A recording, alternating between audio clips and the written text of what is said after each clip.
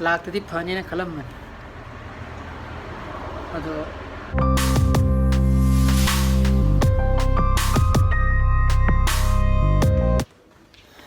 Good morning guys, welcome back to my channel. मैं nuhaibina khali. Karang dia abe mo to clear kani na check idana. Tara to ida halle. Yaad ram mane mana. To hajik mo ngam bagai na ko boga yai yabi ba jana to. Tung tira. Lawo ko ida lawo. Say. Touwi. Sega yengo. Tiang tu. Sidi yengo ha ko. लाओ तौरी जो बा कब तनगा मुझे नंग सही नहीं को ना तो चंचन की क्या तो जैसे पासपा तो यार मान है तो मान जो सेंटो पियो है ना हम सेंटो का तोता सेंटो मान अखंग को मतलब ये भी खाए सही हाई वो मेल तो सीजन लगे हैं ना मधु की पासवार हम पियो ना हाई था हाई ऐसा हम इंसान ये ना गेम पे सीजा मेल तो कम हाँ पे आता अदु हम तो चेक तो कितो बने या करते भी मान से क्यों ना सही यूजर आई तो सुजुकी मेल तो ना कोई भी मीना बको कौन तो कोई आ रहा है बा हाई नहीं जमा की माने भी मजू सुजुकी MPC मेन सुरौन 16 की तो हल्लने ना हाई बजता मजू अमुक था करता बा माई माने भी अगर मागी user ID दिखांगा login ID तो ngरंग कफोकी मीना सेंबिर को जाने और तो मान लौर रबा लौर को जो login तो बुद्धि आ रहे भाई ऐना चेक तो बकांदा अदुगा मसाई mail ID जो दी प्रश्न है ना कोई की mail account होने दी सही पासवर्ड तो ना दी login तो कोई आता बा अदुगी नहीं नहीं से कहीं ना any information लाभ पाना जो की mail तो चक्की तो नहीं बा अदु ना मुतंग हाई बना पाई नत्रगना ऐना आयु है मन ना ज्ञान तार है हार गना हाँ ओ यार आयु है फोन तोड़ा तुम वंदा कंगन सुबना आई की ये उम्मीद है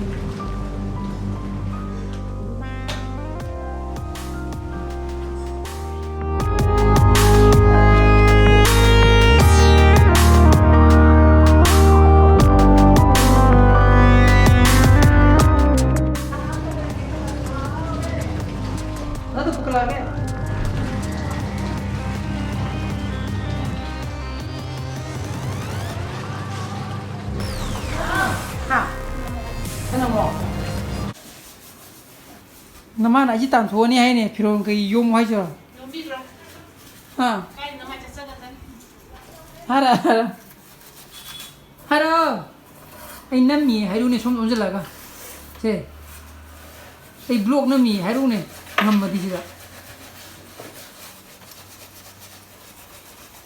ऐ ने सिंग का थो ना है रू अदु इन तान थोनी है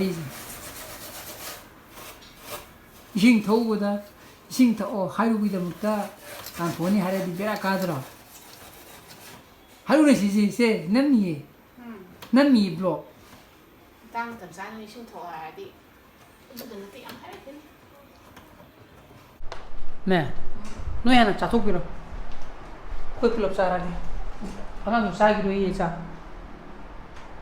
हाय अबे मदो थमंगदा बको अतिदा आईडी सीधा हायबनी अबे मदो थनंगदबा आईदी नौपागा नौपीगदी मयुमदा आईदी चाही थबक मन आईदी कर्म मन नलिमिना मदुगी थबक इंगाम मोय तो सकदबको अंगांग दो पुरदी थबक तो बादेदना अदुगी लेहौरी म कोई पुलप चाक चामिननती मु अंगांग छेनबी टाइमिंग मु यादेदना हजुपुदी ममाना साक पिजेरिबा निपि मसादा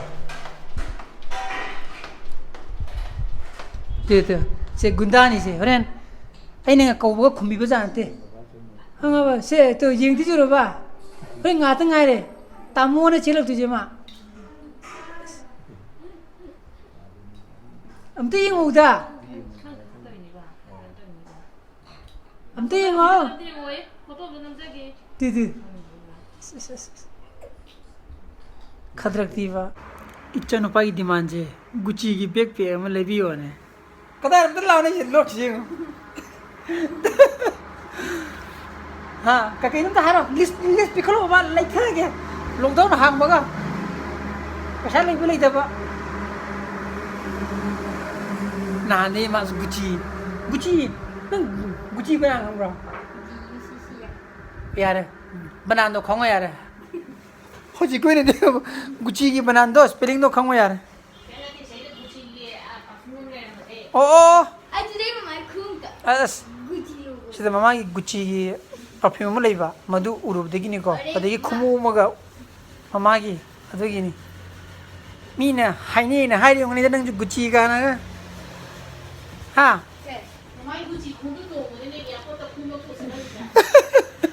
मारे चुम्मे मामा की अदगी गुची खुमुतुने तो मदा ख्वाती चपदा खुम लोग थोका चलमदो ओ दिल्ली के फोटो चुम्मी नंग चपदो मागी गुची की खुमुम लेबको अखोई केनोगा नहीं तो कई झमकी की टाइप तक यामना याउदा ज्वेलरी हाबलिना नोइगा हाँ ओ हाई ज्वेलरी खुमुम डिजाइन ज्वेलरी याम यावा माना दिल्ली दा ट्रेनिंग चखिबा कांदा एयरपोर्ट खुमुम तो लौथोलगा पाहलगा चलले हाजी नत्रा चेकिंग में थलनी हाँ ओ चेकिंग दने खुमुम तो लौथोयदना अदुगा मोगी एक्सरे मसा मा थाजनबदो हावेबा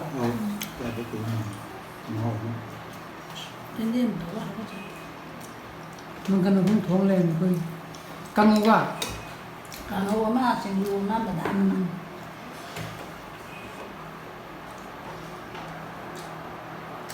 Aku ini lekai tu jo, club na saja, dukan thong tinggal na hai dah, club na dukan ker, nyam na kian thong na hang budi na tiada dah tinggal kalau na hai na mana, mah dukan pola itu selalu pada hai ba, film je jasa lagi tereba, section na pasana budi loina muti lai laineri ne bo adul lainera ga jo kata है कि कहीं न जुदी कमाइना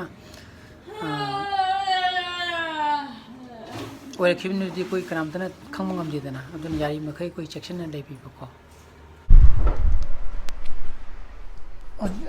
हजिदि ngsai kanang lu sudu khre dana to in puang han ji ma pita ka je to kana ai gi video gi blog ki thumbnail je thumbnail की photo ID thumbnail जे मैं क्या सेंगम मोयबा कइनो the आई जु त का काउटोपा thumbnail की दमकता ID still photo म नाना नम ना photo none नमोगे तो बजे काउटोपा अदगी काउटोपा की मथकता ngसागी होरेन करी टाइटल पिदुनो जो जु खंगदे ब्लॉग तो वेकान द ब्लॉग तो हंजन येंगनी ओ सिम पीबे या है हार कान द पीरी नि को मधुगी चानाबदो टाइटल तो हाना पीनी खंगबा तारगदी फजना नंबा याबा समनाबदा मुकबांग हायजिने को येन चाबेदुदी येन थोंबगी प्लेट तो नंबनी अदगी अइना साना पाइबा हाय नंबर तगरगा नंबनी खंगदे पोस्ट तोरगा नमोबा याबा टाइटल तो हाना खंगबा तारगदी आइगी ब्लॉग तदी ता होरेन करी टाइटल थोंदनी दी खंगबा ngamde सिदि अमोर काइस लोंग सिंदोपगी निमित तार तो सिंदुजे अदो आई ngसाई तौरी मैम दुदी थम्मगा ngang काना चट नत्रबो अदो अमजन हिपगा फमु जमु थांदोनिंगी आइना थांदोफम जगा लेत्रे हारुबो करी हारि खंबा आई खकिनी ने फमु शिप तोगिदुजे जान या नोनिंगबो वारा नंगजो हा ए फुर दिन ना बता अपनी के ना सागलाम दिबो नंगबो नाइन है बंधु नंगबो फुर दिन ना बता अपनी गाने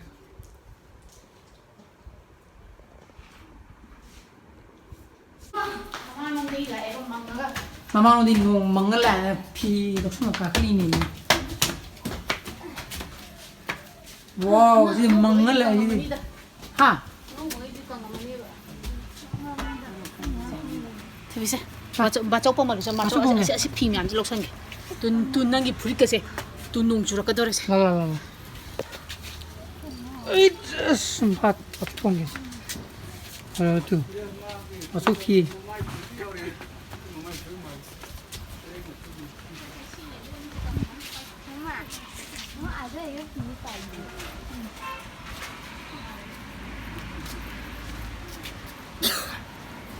कायदा bumi tu mau hol tengah ni jadi 마스크를 이리만 tumbudinate. tumdreva. Paito si topa, si kruku itumina. Hogla wani. Si paktumu yare. Hai. Cái đâu đi? Isan đi xa cái số udra isan như mà một thằng nào sát sát sai cái nào? Sida kara piramu. Khu gì à? Angangida. 너무 러 시절어. Khu gì à? Dre. Khu gì pallet socket nhau dre. Hãy cái lubricant nhau dre. 거긴 더 그렇다 그러고.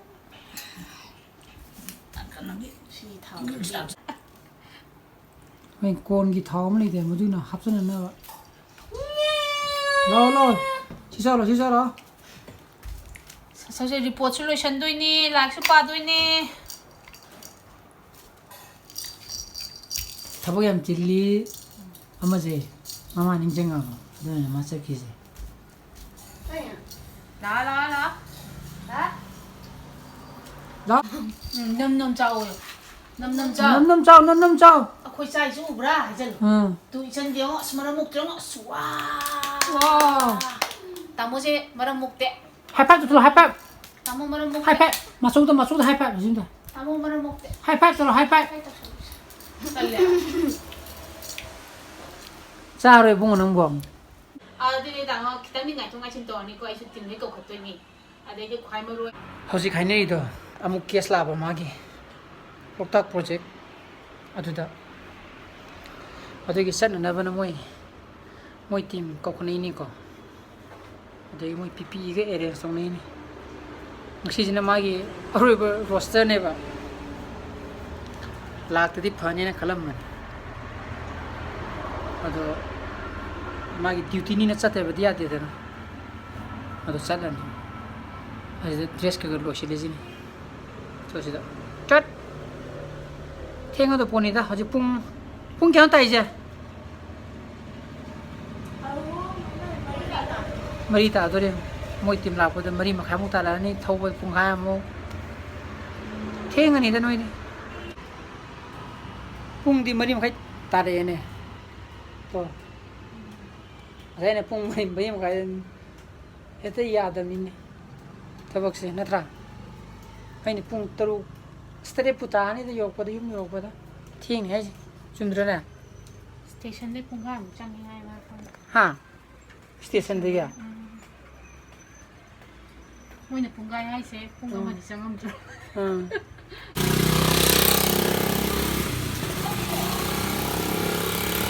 हाँ चलो रो अरे section चलो है section ना mask को तो मात को तो ना बा शीत है जने इरु से भोग लागत नहीं करे फसर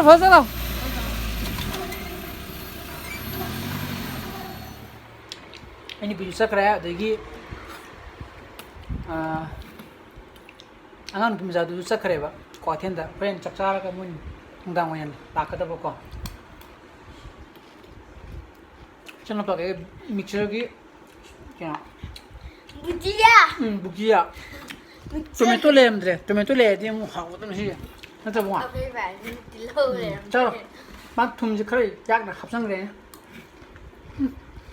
साइड को मासी थोड़ा के यिंग जे कोई इबाइन चु लाकदा बा साइड पाउ पी गरो बा हां तोरा बा ओकरे हेलो लानी है ब्रो अदुने कोई इपाइन चु ना कोई तोपोन नि को लाकदबा आइदि हिंजांग कुमाना खामिन सिम नुम खरा हागी हबा मोइना पोट योनब्रा थाब्रा केनम तवे हबा अदो मपानदगी चंगा लुइदुनि को हाइदि मपानदगी दुम पोट लौनागा दुम तौगी दुनेबा कोइ साइजांग लुरा बतुना लुरा चाका थोजे माजु थे हाइदि लुइदि लुइरे हबा स्पोटी काकले हबा हाइजे इनु बिदि को साइ केस किबतो अदन हजि पुंग 3 मखाय तासलेबा अदन जुम यो खाने पुंग 5 मखाय मो तारानेबा को अदन साक सा थोजने हाय मिने को माना